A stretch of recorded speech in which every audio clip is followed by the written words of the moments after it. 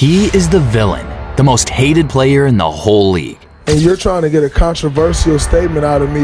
Oh man, that young guy can't figure it out. But no one wants to say the organization can't figure it out. The element that is necessary for the forces of the NBA to be in balance.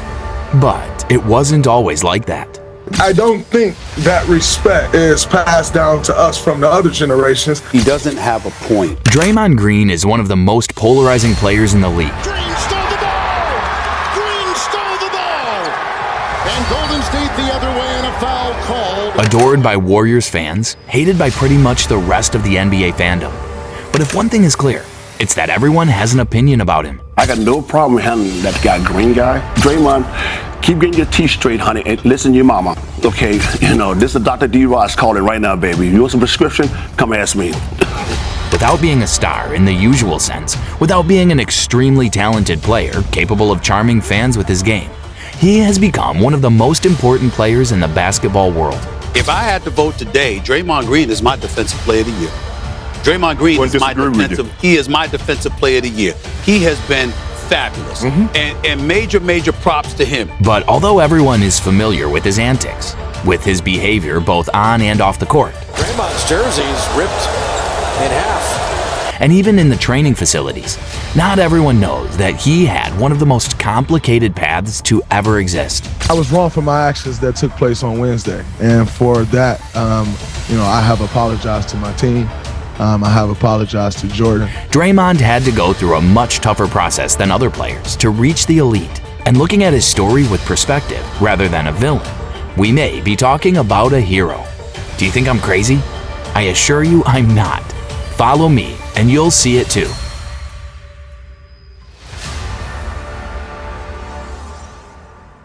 In a way, Draymond was always like that.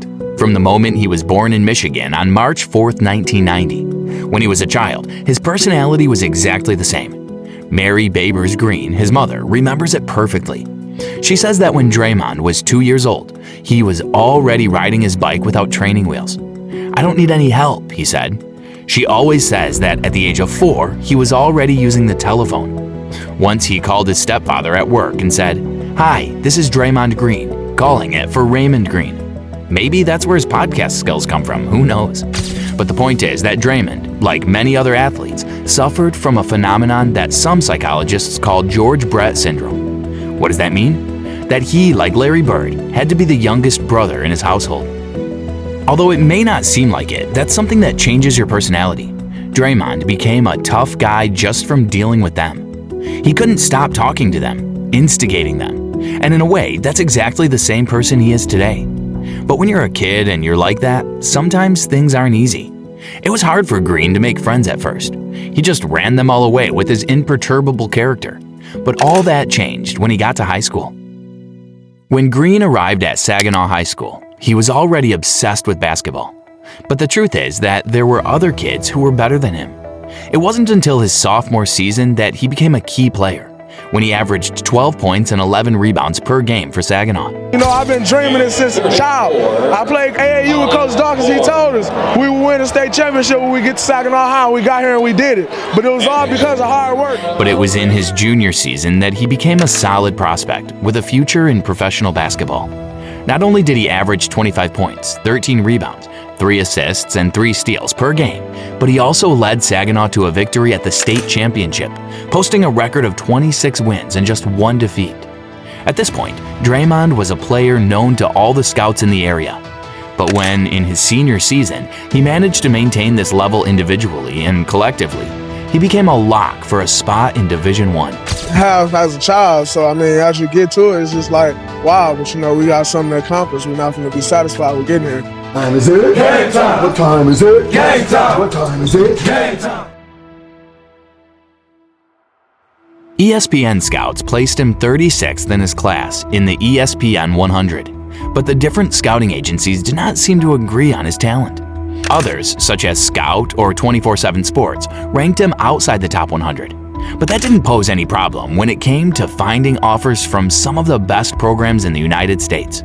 Kentucky, Michigan, and Michigan State all extended him an invitation. And Draymond, after thinking about it, decided on the Spartans of the legendary Tom Izzo. However, when you're part of such a prestigious college, getting your place is a very difficult mission. You know, I always knew, coming up as a child and my aunt went here, it was just like, man, I used to always say I wanted to go to Michigan State back in those days when I was scared of Sparty. Green was in a similar situation to that of his early years at high school. He was good, but not good enough to stand out from all the talent in Division I.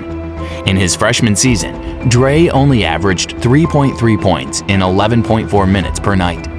He also knew what it felt like to play in the NCAA tournament final that season. However, Michigan State fell to North Carolina in a resounding defeat.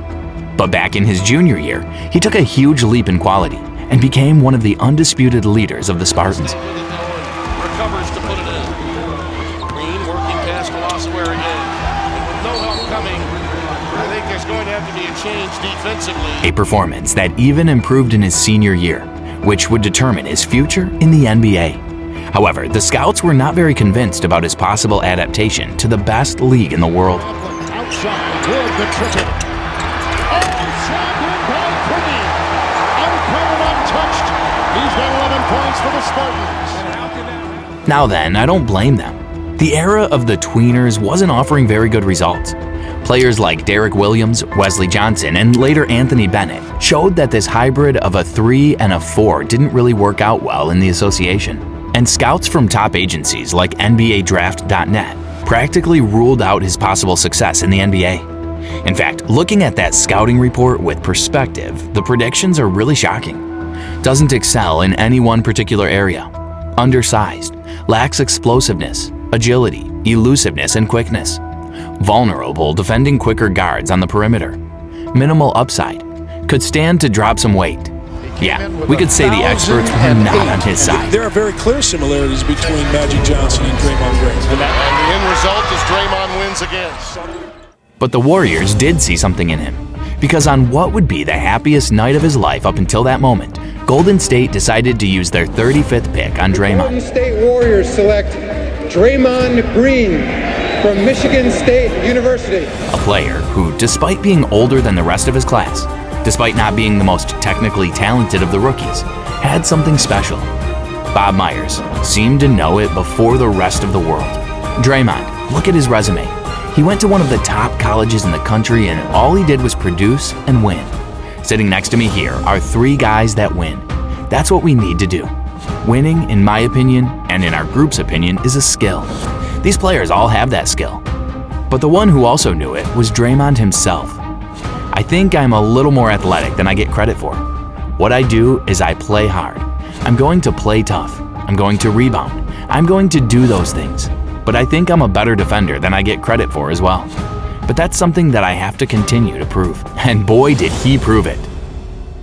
Now comes the part of the story that we all know. Draymond didn't get many minutes during his rookie year. But Mark Jackson, the Warriors head coach at the time, did realize his potential. Before the arrival of Steve Kerr, Jackson started using Draymond as a starter, not only at the end of the regular season, but also in the 2014 playoffs. In just 2 years, Green had become one of the cornerstones of the Californian franchise. In the first season in which he was a starter, in 2015, he came second in the race for DPOY. A few months later, he was crowned NBA champion for the first time in his career. But in 2016, Steve Kerr got the recipe for maximizing Green's performance. The tweener was one of the players with the best vision on the entire roster, perhaps the best. So why not use him as an offensive initiator? No sooner said than done. In 2016, in what was the best statistical season of his career, Draymond averaged 14 points, 9.5 rebounds, and 7.4 assists per game. These numbers allowed him to become an all-star for the first time in his NBA journey. He wasn't just a dominant and switchable defensive menace. He was the fundamental piece on which Steve Kerr's entire offensive system revolved. With his passes, his handoffs, his screens, all of this served to find open shots for the best shooting backcourt in the history of the league.